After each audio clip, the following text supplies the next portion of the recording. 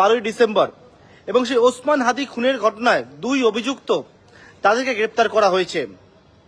ওসমান হাদি বাংলাদেশে 12ই ডিসেম্বর ঠিক দুপুরবেলা 2:30 নাগাদ ফিরছিল যখন, তখন রাস্তার মধ্যে গুলি করে তাকে এবং গুলি করে খুন করা হয় এবং সেই খুন করার পরবর্তীকালে ইতিমধ্যে বাংলাদেশ উত্তাল হয়েছিল।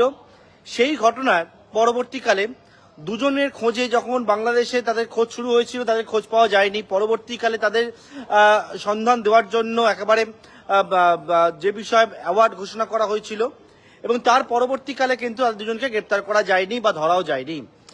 বেঙ্গল পুলিশের এসটিএফ, রাজ্য পুলিশের এসটিএফ এর হাতে দুজন গ্রেপ্তার হয়েছে। কিভাবে গ্রেপ্তার, কিভাবে বাংলাদেশে খুনের পরে তারা ভারতে প্রবেশ করলো এবং বাংলাদেশে আশ্রয় নিল, সেই সমস্ত বিষয়টাকে আপনাদেরকে জানাবো। যে বিষয় সেটা জানা যাচ্ছে যে ওসমান হাদি খুনের ঘটনায় দুই অভিযুক্ত, তাদের খোঁজ যখন শুরু হয়েছিল তাদের নামে 50 লক্ষ টাকা পুরস্কার ঘোষণা করা হয়েছিল এবং যে বিষয়ে তাদের দুজনকে চিহ্নিত করা হয়েছিল, যে দুজনকে সেই দুজনের সম্পর্কে বিভিন্ন জায়গায় ছবি, সেই ছবিও কিন্তু দেওয়া হয়েছিল এবং তার পরবর্তীকালে সেই দুজনের কোনো খোঁজ পাওয়া যায়নি।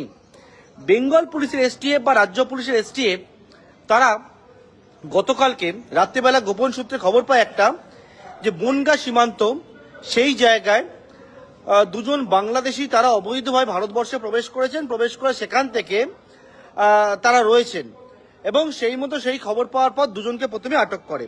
কিন্তু প্রথমে যারা জানতে পারেননি যে এরা কারা, তাদের দুজনকে আটক করার পর যখন জানতে পারেন বেঙ্গল পুলিশ এসটিএফ, কারণ ইতিমধ্যে তাদের ছবি সার্কুলেট করা হয়েছিল, বিভিন্ন জায়গায় জানানো হয়েছিল, সেখান থেকে জানা যায় যে এই দুজন আর কেউ না, এই দুজন হচ্ছে একেবারে ওসমান হাদি খুনের ঘটনায় যে প্রধান দুই অভিযুক্ত, যার মধ্যে ফয়জাল করিম মাসুদ, যার বাড়ি বাংলাদেশের পটুয়াখালীতে, ফয়জালের ডাকনাম রাহুল, অন্যদিকে আলমগীর হোসেন, যার বাড়ি বাংলাদেশের ঢাকাতে।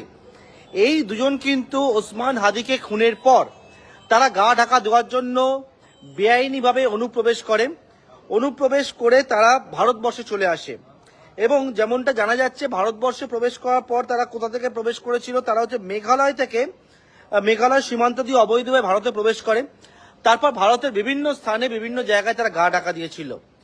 এর পরবর্তীকালে গতকালকে রাত্রেবেলা বনগাঁ সীমান্তে যখন গিয়ে পৌঁছায় পুলিশ এবং সেই জায়গায় বেঙ্গল পুলিশের এসটিএফ যাওয়ার পরবর্তীকালে একেবারে বনগাঁ সীমান্ত থেকে এই দুজনকে প্রথমে পাকড়াও করে এবং তাদেরকে জিজ্ঞাসাবাদ করার পর জানা যায় যে বনগাঁ সীমান্ত থেকে এই দুজন তারা কিন্তু আবারও বাংলাদেশে পালিয়ে যাওয়ার ছক কষেছিল এবং বেঙ্গল পুলিশের এসটিএফ এই দুজনকে গ্রেপ্তার করেছে এবং ইতিমধ্যে বাংলাদেশের সঙ্গেও তারা যোগাযোগ করছে এবং বেঙ্গল পুলিশের এসটিএফ দুজনকে ইতিমধ্যে কাস্টাডিতে নিয়েছে। অর্থাৎ ওসমান হাদি খুনের ঘটনায় দুই যে মূল অভিযুক্ত ছিল, যাদের নামে পুরস্কার ঘোষণা করা হয়েছিল, তারা গ্রেপ্তার হলো বাংলা থেকে। সুতরাং এই বিষয়টি জানাবার জন্য আপনাদের সামনে আমার এই ফেসবুক লাইভে আসা, পরবর্তীকালে যা যা তথ্য পাওয়া যাবে অবশ্যই আপনাদের সামনে আমি তুলে ধরবো। নমস্কার।